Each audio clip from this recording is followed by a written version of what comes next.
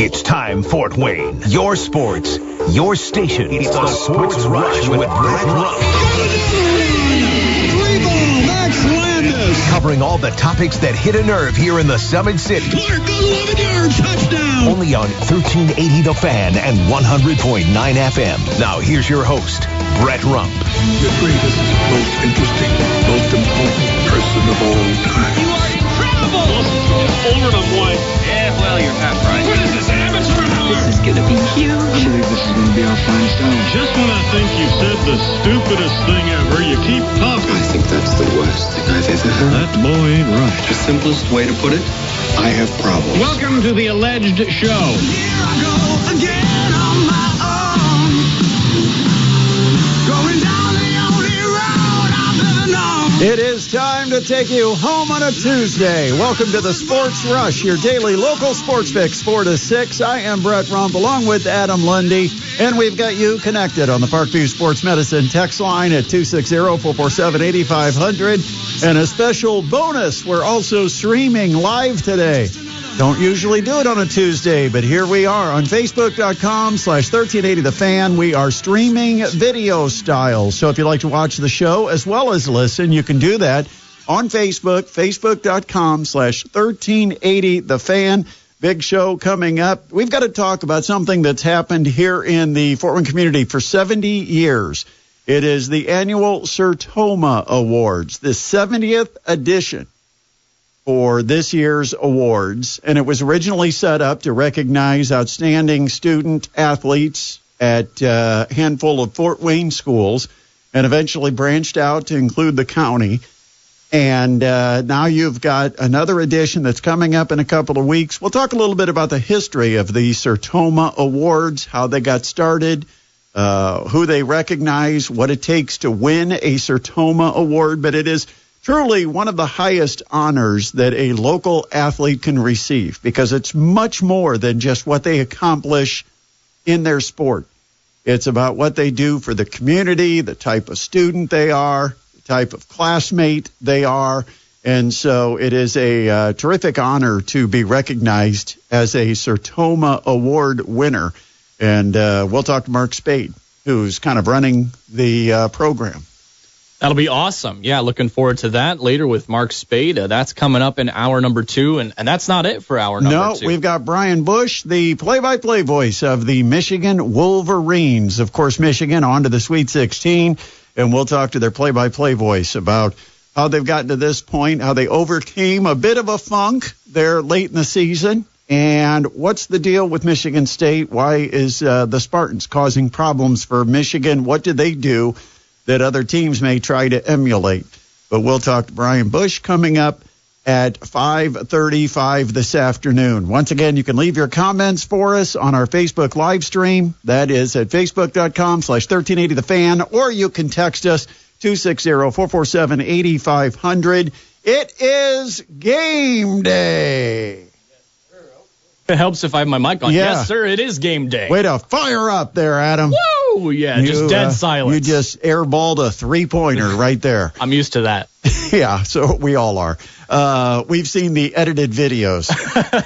But tonight it is Purdue Fort Wayne back on the court. It's been 2 full weeks since we've seen the Mastodons women's basketball team, and that's been far too long. And tonight they will host Old Dominion at the Gates Center. It is the second round of the WNIT. The Mastodons had a bye in round 1, while Old Dominion was beating Navy 63-42.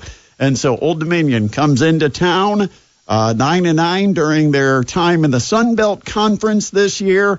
One of the things that the Mastodons are going to have to be concerned about is it is a really elite rebounding team. And the Mastodons, that's maybe one of their Achilles heels, is the ability to control the boards.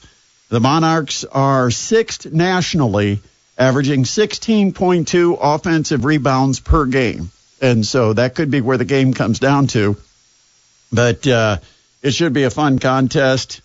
Zanai Barnett-Gay was the leading scorer for Old Dominion, 24 points in that win over Navy on the year, and Dia Buford is their leading scorer at 13.2 points and 6 rebounds. But hopefully everybody gets out to the Gate Center tonight. Remember, we tell you every time there's a game at the Gate Center, it's free parking, it's cheap concessions, and it's a bargain for a ticket. I think they're as low as like $10. It's the value. I mean, it's the place to be tonight, and it's a great value too. You said it. And a great, great entertainment because it's a really good basketball team. At this day and age, you can't count on these type of teams coming together. But Maria Marquesano's assembled a really good team. I know they were frustrated that this was the tournament they were in, but they're going to use that to their advantage because they feel like we're the best team in this field, and we should get to a championship. And so I'm excited about it tonight. I'll be out at the Gate Center. Hope a lot of other people come out to support this basketball team. For those of you not ready for baseball to start yet and are still 100% engaged in basketball, come on out, see it in person.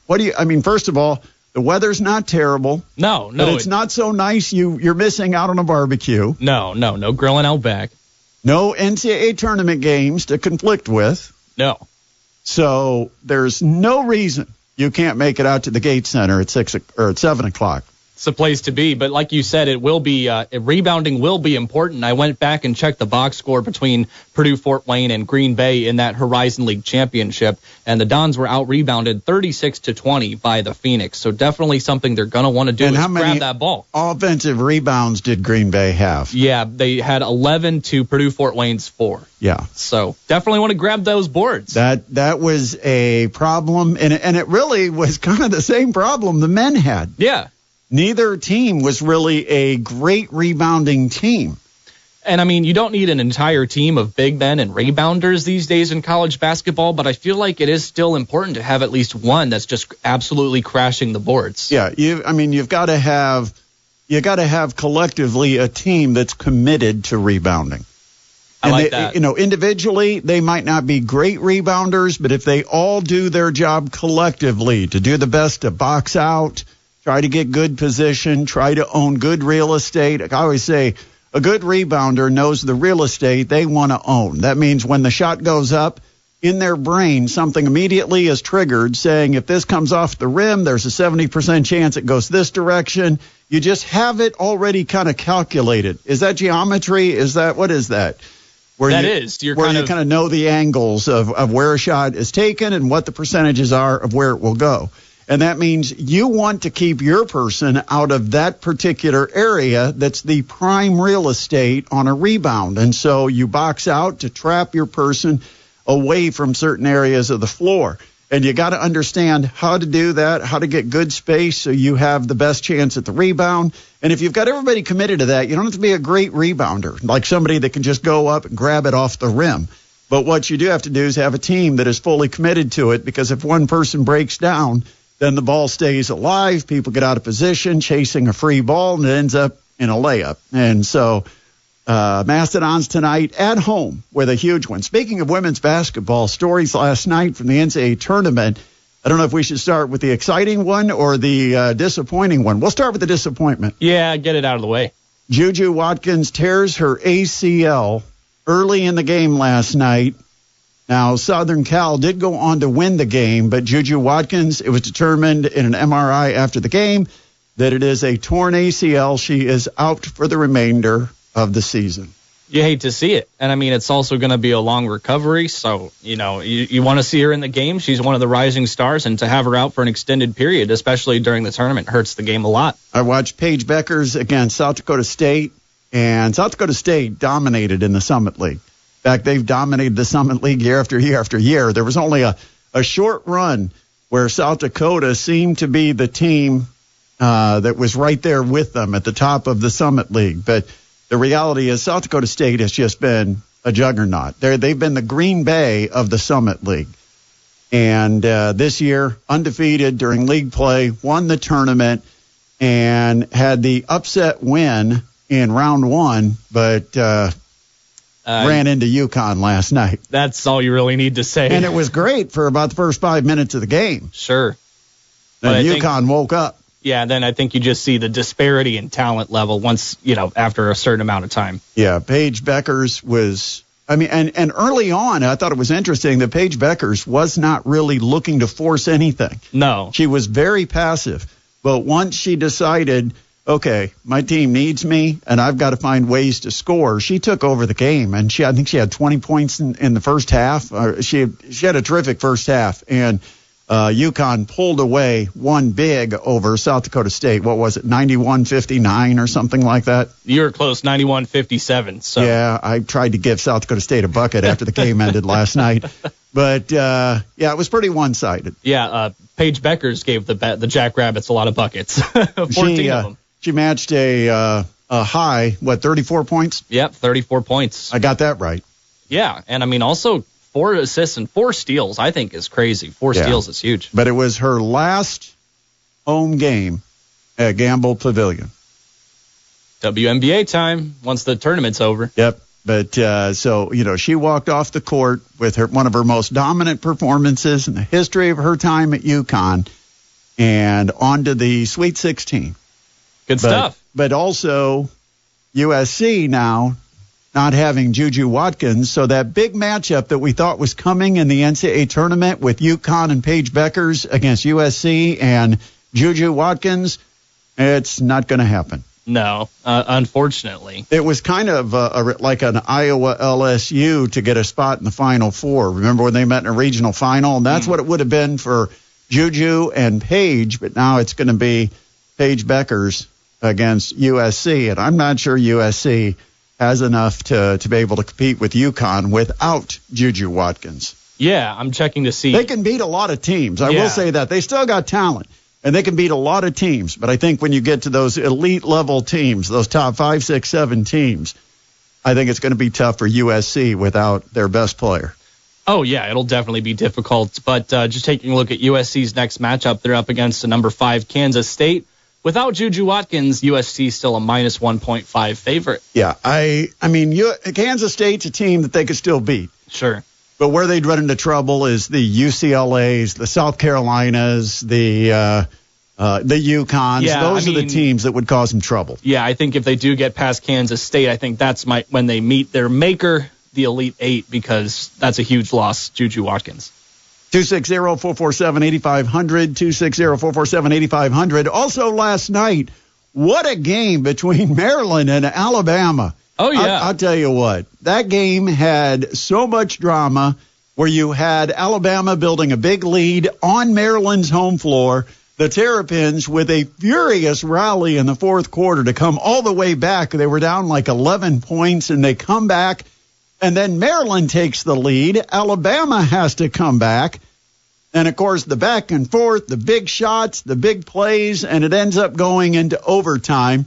And then at the end of the first overtime, it looks like Maryland has got this one in the bag. They're up, 6 points, I think, at one point. Right. And then they're trying to put it away over the last 30 seconds, and a couple of quick buckets by Alabama, but no harm, still got the lead, and Alabama's going to be forced to foul Maryland. And then the door was open on a missed free throw. That left the margin at 3. And then Alabama comes into the front court, and they foul a 3-point shooter who was having a career night. Yeah. What's her name? Oh, I got to find it. For Barker? Maryland, yeah. Sarah Ashley Barker. Sarah Ashley Barker. I thought you would know her because, she was putting on a show before we left, and it wasn't even about the points she was scoring. But she was at the a long 3-point shot, and Maryland jumped into her, clear foul. Yeah, a lot of and contact. 3 free throws, and the toughest thing in the world to do with a second on the clock down by 3 is to step to the line and hit all 3 free throws, and 1, 2, 3, dropped all 3 of them in. Bada bing, bada boom. Yeah, Barker definitely gave it her all for the Crimson Tide, man. Credit to her, 45 points, 8 rebounds, 3 assists, 3 steals, and a block on 17 of 25 from the field. She was doing it all. She was almost unstoppable. But then it goes to a second overtime. Yeah. And this small Maryland guard, who I kept thinking, why is that short player even out there? She made a couple of ball handling mistakes, turned the ball over, but she hit the biggest three-point shot of the ball game. And Maryland ended up surviving when they stole an inbounds pass in the game's final second and kept Alabama from having a shot at tying up the game and perhaps winning the game. So, is that the best game so far of both tournaments? Probably. Maryland, of course, both games involved Maryland. Yeah, and what's they up both with that? involved Maryland victories. They're having a good time over there on the East Coast. My goodness. But, the fact that it went into 2 overtimes and all of the swings back and forth and big plays that were made when teams looked to be down and out, I think, but again, the men's game was similar. The men's game, you had the Terrapins look like they were down and out. And furious rally. It looked like Colorado State was going to pull the upset, and so I don't know, but it was definitely easily the best game of the women's tournament so far. Definitely. 260-447-8500, or you can find us on Facebook. Check out the show by going to facebook.com/1380thefan. All right, before we get to break, got to tell you about Cruzy Automotive Service. Many of you are probably getting set to hit the road and go on a spring break. Well, before you do, you probably want to get that car checked and make sure your belts, hoses, battery, tires, brakes, etc. are all ready for a long trip on the highway. You don't want to have something come up while you're hundreds of miles away from home, because you know what that does to the bank account. The price goes up the farther away you live from the repair place. But at Cruzy Automotive Service, they do business ethically, honestly, and they'll check out your car, make sure everything's ready for the road trip, and they will get you an oil change for under $20. There's only one place to go. That's where I go. It's Cruzy Automotive Service. They're on Lima Road, north of Wallen, south of Till, right behind the Shell gas station. You can call for an appointment for faster service, 489-1089. Ask about that oil change, $19.99 to get your next oil change if you tell them the Sports Rush sent you, 489-1089. Call now, get your appointment at Cruzy Automotive Service. A lot has been made about the NIL and its impact, and maybe even its impact this year on the Sweet 16, who just so happens to be all power conference teams. Of course, there were a couple that got close. Colorado State, right on the verge. But it is, teams from the Big Four. You've got SEC and Big Ten, along with that's half the field right there. Yeah, more than half. With Big 12 and ACC. Those conferences kind of have dominated. And the thing is, it's like everybody wants to point to, and I know Jay Will talked about this, that they all want to talk about the fact that the NIL and the transfer portal is what's impacting that end result. I don't necessarily agree with that. I think there's a couple of factors. One, the evolution of the game. It has changed to where years ago, one of the reasons we had those Cinderella runs, it seemed like every year, was because mid-majors were made up of guys that went there as freshmen and stayed until they were a senior. They had no real incentive to go anywhere else. If they were with a successful program and they were having personal success, why would you risk that by going to a bigger program? There was nothing that a bigger program could offer you. You were still getting an education, and a lot of the mid-major schools were very respected for the academic side. And so you had a lot of freshmen that became sophomores. They developed in the program. They got summers to work on certain skills, and by the time they were seniors, or maybe even fifth-year seniors, because some of them might have redshirted as a freshman. And so you have seniors and fifth-year seniors that made up the bulk of some of these rosters of these mid-majors, and they were going up against schools that were out heavily recruiting and competing for, and maybe even illegally offering a little cash to bring in top prospects as freshmen to some of the power programs. And so when they get to court, you've got the high-pressure situations that you have 23 and 24-year-olds out there versus 18 and 19-year-olds where the world is expected of them. And that's a lot of pressure. Yeah, I mean, no question about it. And it's also, we've seen this change from, like you said, mid-majors, the players staying there and being a cohesive unit, to a lot of mid-majors and all schools are having to become a cohesive unit more rapidly every year with just how many teams are changing. Well, and so the game of basketball's evolved to where now the roles have reversed. Yes. And now all of a sudden, the mid-majors are having to bring in the 18 and 19-year-olds that they can develop and grow into better basketball players at the risk of losing them as juniors and seniors to higher-level programs. And then higher-level programs are out with their NIL funding, bringing in better talent that's plucked away out of the mid-majors, and so it's totally different. I think it's the evolution of the game. I don't blame specifically NIL, although NIL had a big impact on it. But that's really what's happening now is if you're a star mid-major player, you can double or triple your salary by going to a power conference school. And you know what else that sounds like? Coaches. Same exact situation now for coaches that you have for players, where you cut your teeth, you prove yourself at the mid-major level, and when you get good enough and catch the eyes of coaches at the power conference level, or you catch the eyes of an athletic director or administration at a power conference level, you get an opportunity to double or triple your salary, maybe quadruple your salary, and go to a bigger school. And just like coaches rarely say no to that, you do have a few exceptions. I mean, I don't know what kind of offers have passed through the desk of a guy like Greg Campy or a coach like Aaron Johnston at South Dakota State women's basketball program. I'm sure over the years there's been opportunities. I don't know if it's been for 3 or 4 times the amount of money, but the point is coaches leave and they take those chances. And as a result, you now have players doing the exact same thing. And I don't know if it's just because the coaches are doing it or if it's because the schools are doing the same thing with players that they've been doing with coaches for years.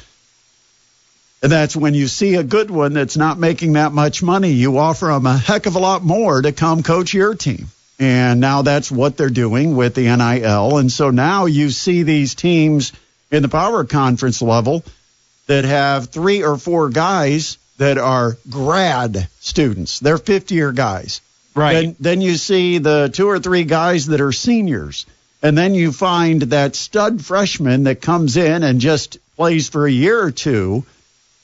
But that's all you need. And where did they get some of those guys? They plucked them out of mid-majors, meaning there might be one less Cinderella out there. And so that's really what's going on. Yeah. But, there used to be really no incentive for mid-major star players to go to the power conferences because they were risking too much. They were risking that what if things don't go well? What if you don't get along with the coach? What if the coach decides to not play you the minutes you've been playing? All of a sudden your stock and your value goes down and you've got no future to build it back up. Right, and I mentioned this yesterday, but nowadays it feels like the only way for some of these mid-major teams to get some of these veterans, if that's something you want on your team, is to find one that's not getting enough playing time at one of these Power Fives. Well, that's and I don't know if that's going to be good enough for to get them to a tournament or anything like that. Let's put it this way: there's thousands of players, and because of the process where big schools always want to recruit the best players that aren't part of the program this year, there's always going to be a player that thinks they've earned a better spot next year that's going to find someone else is being recruited out of the transfer portal to get that spot that they thought was rightfully theirs, and there's going to be talent that would have been in the mid-major level that will return to the mid-major level because they want to be the big fish in the small pond, and they don't want to be the small fish in the big pond competing for a limited supply of food with a bunch of other small fishes. Sure. And so, this is a real opportunity for mid-major coaches. Now, it's changed their occupation. It's changed their responsibilities because it used to be, what are your X's and O's and how can you develop guys over the summer to be better than they were a year ago? Now it's, how can you do the best sales job on the best talent and identify the right players for your program and turn them into a winner in a short period of time. Yeah, I mean, it really is just a whole nother dynamic that's been added to the coaching list and tasks of what head coaches have to do in college ball these days. It's crazy. And it may change the way you coach. True that. I mean, we talk about Coach Kaufman quite a bit, and I don't think it's a secret that he said it, that, the type of offense they run with read and react, it takes a couple of years before you start to feel comfortable with understanding what exactly is happening in the offense and where your position is within that offense. Because it's read and react. It's not a diagram where you start in the corner, move to the wing, go up and set a screen. It's not like that. It's all reactionary to what the other guys are doing. And if one piece out of the 5 on the floor is not doing the right thing, it really makes the offense look like it's struggling or it's stagnant. And so everybody has to be connected. And it's a very tough offense to learn in a short period of time. Maybe you don't have to run or don't run as complex an offense because now you're dealing with 3 or 4 people that are all trying to learn it together and nobody really knows it. It's one thing like the Mastodons had this past year where you've got 4 guys returning and they all know the offense. So you've just got to get the 5th guy that's out there to know what the heck he's supposed to do. But what if you have 4 of the 5 guys are all coming in as transfers? And one guy that knows what he's doing, and he's trying to tell everybody else on the floor where they're supposed to be. It could change you as a coach. It really could. And you mentioned it, that cohesion is something that's huge for these college basketball teams. And, with the amount of transfers coming in, they all come in from different programs who all have different head coaches who play a certain way and have different styles. So you mentioned it. One player might be used to a fast-paced run and gun. One might be used to a slow half-court offense. And you've got to find out a way to bring them together in a new offense on your team. So tough stuff. And some have a lot of freedom, and some have a play call. Every half court, they have the basketball. And, some are going to look for the first available shot, and they're going to identify great shots, whether they come 3 or 4 seconds into the shot clock or whether they come with 1 or 2 seconds left on the shot clock. Drake can say whatever they want to say, and Coach McCollum can claim that, they're not a slow-down offense. But when you teach the amount of patience that Drake had offensively and the amount of passing that they do with the swing left and right, dribble penetration, kick out, extra pass, penetration. When you teach certain things like that, it takes a certain amount of time to accomplish it, and it just naturally tends to have you taking shots in the last 5 seconds of a shot clock. And it does look like you're playing a slowed down game because the tempo then is effective in analytics. And, there's other teams that they want to take it off the rim, and the guy who rebounds it wants to get to the other end coast to coast as fast as he possibly can. See Milwaukee. Amos Fulks, who was the point guard for Milwaukee, nothing he wanted to do more than was to beat 5 guys down the floor and get a layup. Sure. He tried it every single time that Milwaukee got a rebound, tried to get the outlet pass and beat everybody. And so, it just depends on what system you play, but you might have to alter it slightly if you're trying to teach 4 of the 5 guys a very complex offense that generally takes a couple of years to really perfect. So we'll see. It might change a little bit for the Mastodons, but I think they're still going to play with the freedom they've played with and still have that same flow to the offense, and they're still going to recruit shooters, guys that can hit the 3-point shot. But, the Dons will definitely have a new look, but it also gives them an opportunity to fix some of the roster issues they had with the way it was constructed this season. They were very guard heavy. They had too many guards and not enough chiefs or big guys. I like to call them chiefs because I was a big guy. Oh, okay. You just want to feel like a chief, huh? Yeah, all those guards, they're just, the Indians. I was the chief. Oh, come on. We can't say that anymore. I was the low post chief. We're canceled now, Brad. Oh, okay. I hope you know that. But I was the big guy in the post. I ran the show, man. What are you talking about? They never passed it to me, but by gosh, I worked my tail off to be open. I was always open. They just didn't pass it to me. Yeah, you were in the days before you had to be a point center, too. You didn't have to go out and stretch the line. That's what I want to be. I want to go back and be a point center. Stretch the line, get a couple assists over the back. Be honest, every center wants to be a point guard. Every point guard wants to post up. Yeah, they like to drive it in. You know, they want to prove they can back down on another guy. You can't stop me. 260-447-8500, the Parkview Sports Medicine text line, 260-447-8500. You can watch the show, Facebook.com, 1380 The Fan. Got Sparty out there sitting on the deck, having a beer, watching the Sports Rush right now. That's the way to live there. Always loved that Sparty, and he's still in a good mood. He's drinking out of joy, not out of sorrow, because the Spartans are advancing into the Sweet 16. Yep, he said go Spartans on Friday. He'll be watching Tom Izzo and his gang in action. So we'll take a break. Coming up in hour number 2, we'll talk Sertoma Awards. Do you know what it's about? It's a high honor bestowed on our high school athletes, but we'll tell you what it is, how it started, and the fact it's been around now for 70 years. Also, voice of the Michigan Wolverines. He has had some unbelievable calls this year.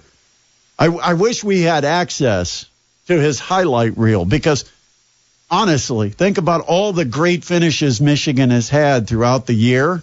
Sometimes they lost, but there were times they won. We might have to ask him what his favorite call of the season is. Yeah, because he's had some good ones. Yeah. And Brian Bush is going to join us. He'll be along at about 5:35 to talk about the Michigan Wolverines, the Sweet 16, and Dusty May.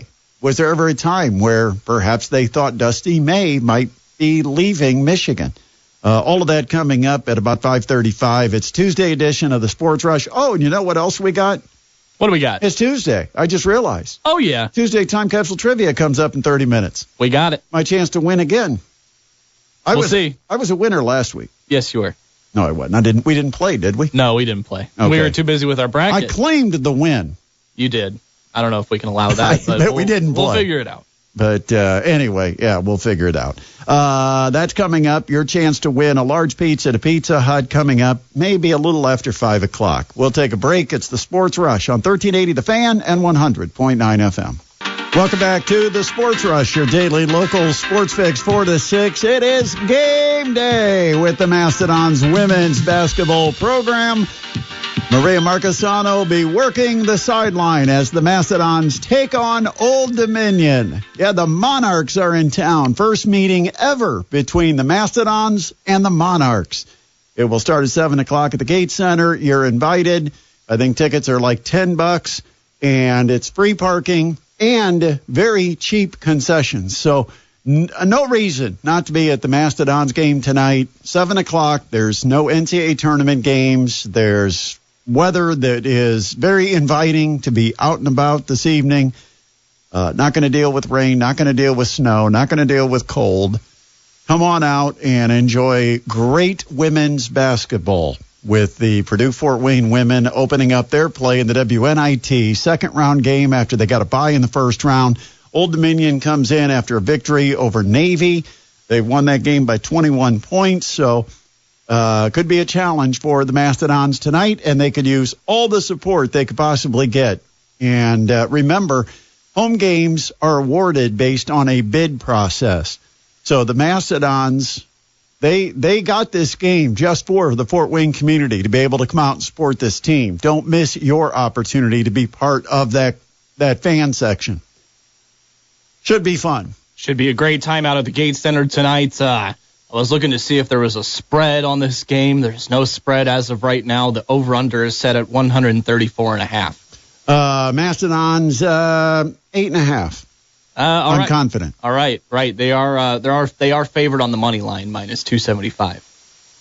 -275. I don't know what that translates to. I don't know. That's money line. Find me somebody who's got lines and find a -275 on the money line that has a line and see what that translates to. Okay. Like if you look at the NBA games or something and you find somebody who's -275 on the money line, tell me how much they're favored by in the game. I gotcha. And that will give me some point of reference to see.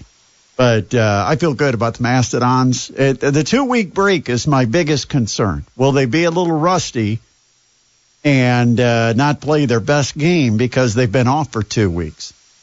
That's the only concern I've got. Of course, it is Sweet 16 time here in Indiana. What a week of basketball for the state of Indiana with the Pacers and the Lakers. After the Pacers won last night over Minnesota convincingly, the Pacers will be back at it against the Los Angeles Lakers tomorrow night. And then Thursday, you've got open practices for the 4 teams that are playing in the Indianapolis Regional. And that means Purdue, Kentucky, Tennessee. And what the heck is Houston doing in the Midwest? I don't know. They kind of, I don't know if the committee realized what they were putting Houston into. But you've got a Tennessee fan base that will easily travel the 4 or 5 hours to get into Indy. You've got a Kentucky fan base that unquestionably will try to take over Lucas Oil Stadium. You've got a Purdue fan base that doesn't have that far to go. And then you've got Houston.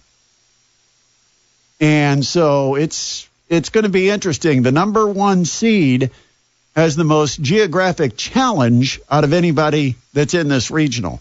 But they got open practices on Thursday, and then on Friday, you've got the Sweet 16 games, and on Saturday, it is the state championships, the state finals of the IHSAA Boys Basketball Tournament, the full weekend. You bet. And before you ask, Adam, because I'm sure you were going to inquire, no, I'm not doing the game any of the games Saturday. I was not asked by the IHSAA. Oh, man. No, they ask all Indianapolis people. They don't realize there's people around the state that actually do this all year long. They find a bunch of guys that just happen to be hanging out in Indianapolis, and they get them because they're easy.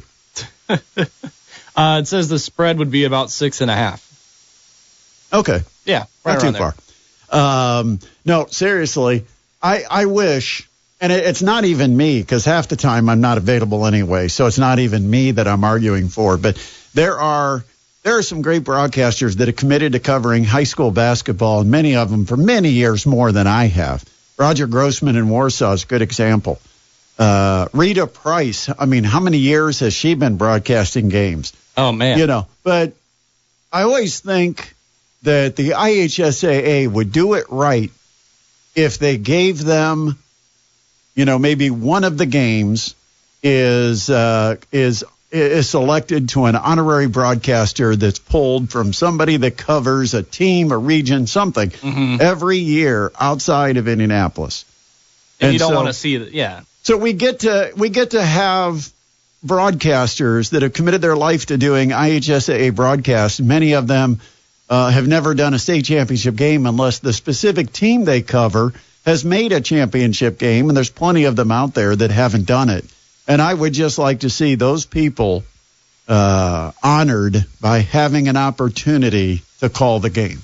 Oh, yeah, I definitely agree. There's some absolute legends of calling the high school sport here in the state of Indiana. It's not like they get the referees or officials just out of Indianapolis because it's convenient, easy, and there's good officials around Indianapolis, right? Right. And it's nothing against the people that do it, honestly. No. I mean... but I just think it would be one of those things that the IHSAA could honor, because I think one of the great traditions we've got in Indiana is the media commitment that has been made to so many of the high school basketball teams, leagues, schools, whatever, around the state. I mean, you know, we've done this a short time compared to some people, and we've done it for 13 years.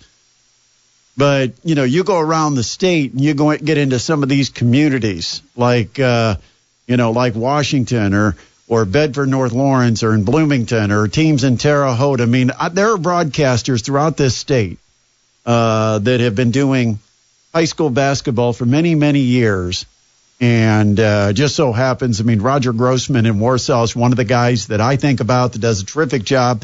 And yet he's done that. He's done state championship games because he's done them for local radio in Warsaw, but he's never done...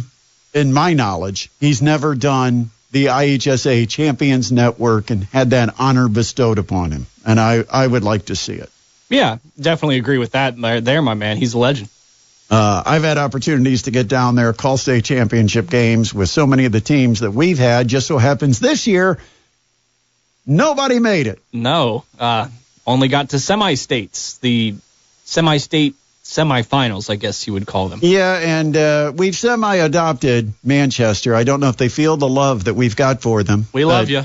But, they're going to be in the state championship. We're going to pull for them here in the 260. Is Manchester even a 260 area code? I'll bet it's not. I'll bet it's a 574. I'm just guessing. I'll figure it out for you. So I can't even say they're repping the 260 because I don't think they are. I think Manchester's a 574. I'll figure it out. We'll get it all covered here. Yeah. But Manchester is in the state championship game. The Squires. Hey, their phone number, I'm looking at Manchester Junior Senior High School's website, and their contact number is a 260. Hey, do it for the 260 Manchester. Let's go. We are behind you 100%. Ripping the 260. Love it. As soon as you cross town, I guarantee you're out of the 260. Oh, probably, but hey, we're gonna take whatever we can get. We're gonna take credit for them if they win it. They did it for the 260. Manchester. We've got a team in the state finals. It's Manchester. We just won't be broadcasting it. No, unfortunately not. But we do wish them the best of luck down at state. We've got a commitment that we're going to be broadcasting the NCAA tournament this weekend. We'll have all of your Sweet 16 coverage, including the Purdue Boilermakers, who will keep you awake on Friday night with a 10:09 p.m. approximate tip time. Yep. Which means it could be 10:20 before Purdue actually tips off. Might have to crack an energy drink that night or something, brew an extra pot of coffee. Yeah, you might have first half played on Friday, second half played on Saturday. Maybe. Close to it. Yeah. But we've got your coverage right here at 1380 The Fan and 100.9 FM. All right, so I know last week we had the listeners fill out a bracket. We got some help with some of our guests out at Winner's Circle. Yeah. And the challenge was, can the listeners beat you and or I? And so far, we've tallied it up to see exactly what the leaderboard looks like. And Adam, first, let's start with you. All right. In the Sweet 16, I have 10 of the 16 schools correct. Okay, 10 out of the 16 are correct. Yes. Let's go to me next. All right, going on to Brett. You have... I have to have more than 10. 10 of 16 in there. I'm tied with you? You're tied with me. That doesn't make me feel good about what the listeners might have done. All right. Go ahead and tell us, Adam. The listeners in the Sweet 16... have 12 out of 16. Oh, my gosh. They beat us. So far. Now, again, it doesn't always matter how many you've got right. It's what are the teams that you've lost along the way. Now, I know my bracket was shattered when St. John's got beat. Yeah, St. John's did it in for a lot of people, including, I can tell you right now, they have St. John's in the Elite Eight to our listeners, so that'll hurt them as well.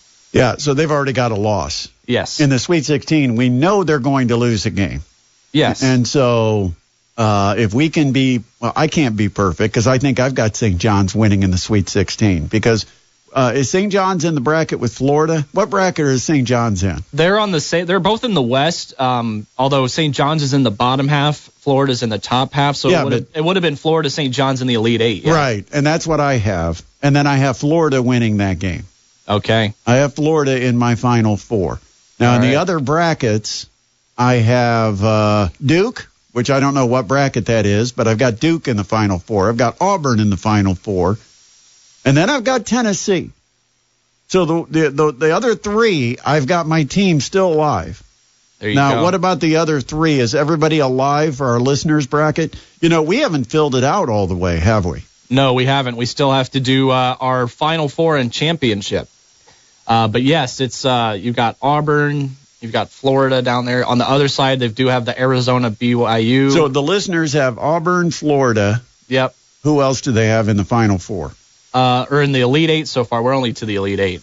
Oh, you're just giving us the Elite Eight results. Yeah. In our listeners bracket, Elite Eight, we've got Auburn taking on Iowa State. You've got Florida taking on St. John's. You've got Arizona taking on BYU. And you've got Houston taking on Kentucky. And then who do they have winning those games? We haven't gotten that far. We haven't gotten that far. No, we've got to pick our Elite Eight.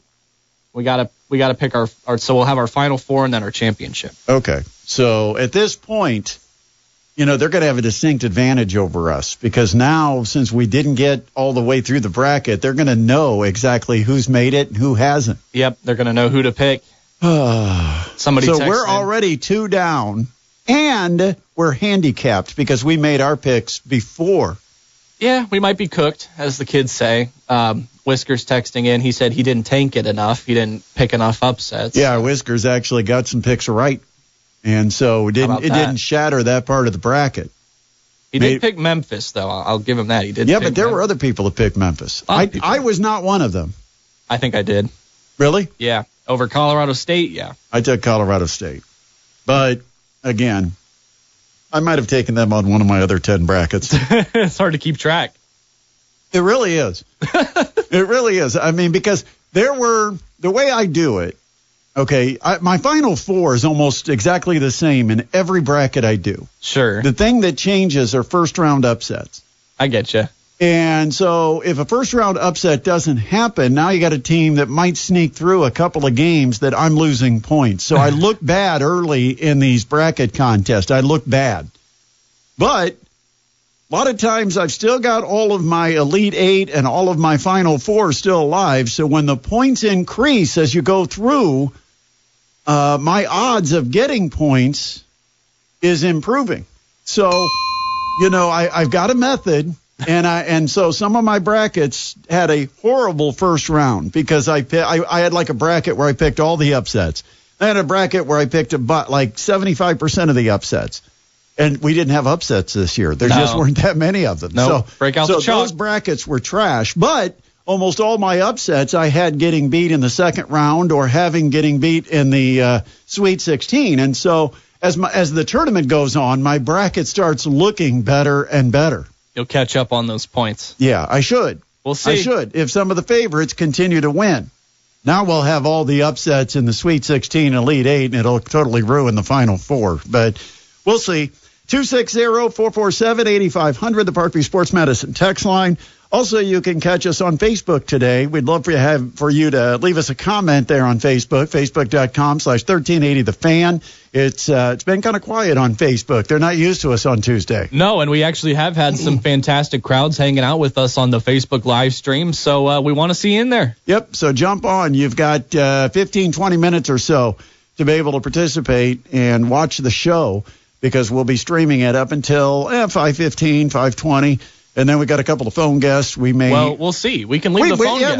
We may even keep it on for the phone guests. We'll see. If we get a crowd, we'll keep it on. If we don't get a crowd, we'll say goodbye and let you watch the replay video later on. Stay tuned. But that's facebook.com/1380thefan. It's the top of the hour. We got to get you home on a Tuesday. We've got time capsule trivia coming up also. Mark Spade and Brian Bush will be our guest in hour number 2. It's the Sports Rush on 1380 The Fan and 100.9 FM.